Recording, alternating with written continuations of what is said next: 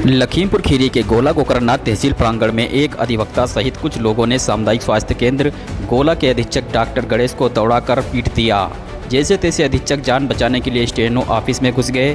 फिलहाल अधीक्षक ने अपने ऊपर हुए हमले को लेकर गोला कोतवाली में अधिवक्ता के ऊपर कार्रवाई के लिए तहरीर सौंपी है। तहरीर के आधार पर पुलिस ने आरोपी अधिवक्ता मनोज श्रीवास्तव और मनोज वाजपेयी सहित 2 अज्ञात पर मुकदमा दर्ज कर मामले की जाँच शुरू कर दी है। मैं और BCPM गए थे सरकारी काम से तहसील पर। पता चला कि SDM साहब नहीं है, किसी कार्य से वो बाहर हैं। तो हम लोग वापस जा रहे थे। इसी पे मनोज श्रीवास्तव ने गेट पे रोका, पूछा कि तुम अधीक्षक हो? हमने कहा जी। उन्होंने गंदी गंदी गाली देना शुरू कर दी। ये कहने पे कि गाली मत दीजिए। उन्होंने कहा कि मारो मारो मारो। हम लोग वापस गए, जो आशुलिपिक जी हैं भगवती जी के चैम्बर तक गए कि बताने के लिए ऐसा हो रहा है। उसी बीच में उन्होंने हाथापाई शुरू कर दी। हम लोग अंदर गए, वहाँ से भी SDM साहब के चैम्बर से भी लोगों ने मुझे घसीट के निकालने की कोशिश करी। चूँकि फोर्स आ गई टाइम से थोड़ी देर के अंदर, अन्यथा मुश्किल था कि आज वापस कुछ भी हो सकता था। वापस जिन लोगों ने आपसे हाथापाई की डॉक्टर साहब, क्या वो आपके परिचित हैं या पुरानी को रंजिश मुझी से उनसे? मनोज श्रीवास्तव जी के कुछ व्यक्तिगत इश्यूज़ चल रहे हैं। उनके बेटे उनके कोई रिश्तेदार हैं मनोज वाजपेयी, उनको लेकर। मनोज वाजपेयी यहाँ पहले दलाली करते थे, दलाली का काम करते थे अस्पताल में, महिला चिकित्सकों के साथ उठते बैठते थे। तो मेरे अधीक्षक बनने के बाद इसी पाबंदी लगा दी गई थी। तो इसी वजह से वो रंजिश में है शायद उनसे। जबकि मनोज श्रीवास्तव जी से मेरी मुलाकात नहीं है, सिर्फ 2 ही बार मुलाकात हुई, वो भी तहसील प्रांगण में गाली गलौज करते ही रहे हैं, हमेशा करते रहते हैं और मारने की धमकी देते आ रहे हैं, जिसकी सूचना मैंने पहले भी दी रखी है।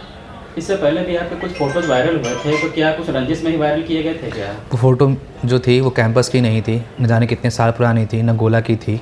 वो सिर्फ और सिर्फ जानबूझ के मिसलीड करने के लिए डाला गया था।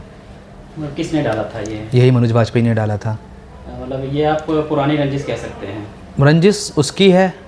अब तुम कोई कर्मचारी हो, नहीं दलाल हो, अस्पताल में बैठ रहे हो, पूरी कंप्लेन हो रही है, तो जो भी अधीक्षक के पद पे होगा वो तो लिखित कार्रवाई करेगा ही। क्या कार्रवाई की आपने सर? लिखित कार्रवाई में मैंने जिन डॉक्टरों के साथ बैठते था उन डॉक्टरों को मना किया कि आपके साथ कोई बाहर का व्यक्ति नहीं बैठना चाहिए।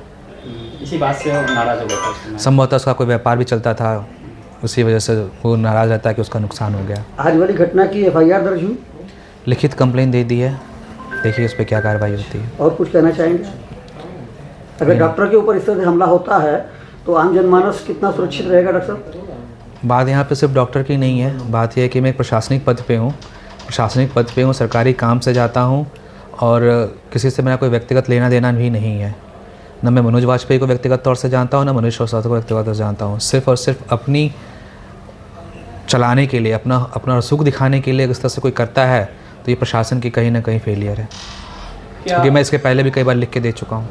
आपके साथ में जो घटना तहसील प्रांगण में हुई है, इस संबंध में क्या बार एसोसिएशन के अध्यक्ष को आपने कुछ लिखा है? जी, इसके पहले भी मैं लिख के दे चुका हूँ कि इस तरह से बदतमीज़ी करते हैं वो। मतलब इससे पहले आप लिख कर दे चुके हैं? जी हाँ।